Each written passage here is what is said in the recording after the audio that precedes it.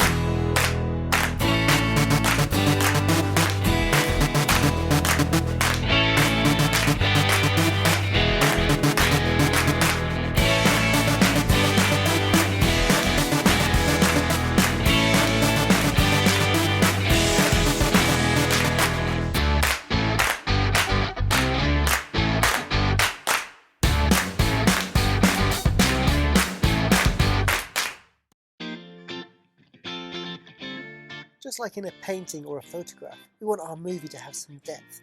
We do this by making a foreground and a background. When we add our characters, they'll fit between the two layers. I'm also adding a sky to my setting because I want to highlight the surface of the water.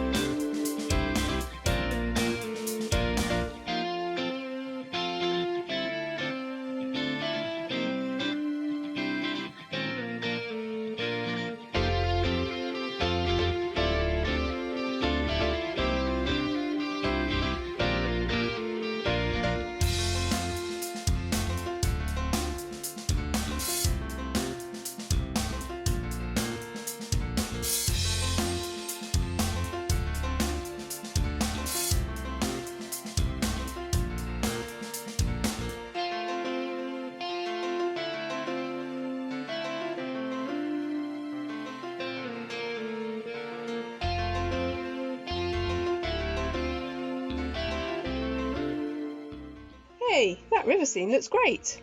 Remember though that rivers are made up of loads of different types of habitat. There's the riverbed like the one we've just made. There's the riverbank, wetlands, which are an amazing environment for birds.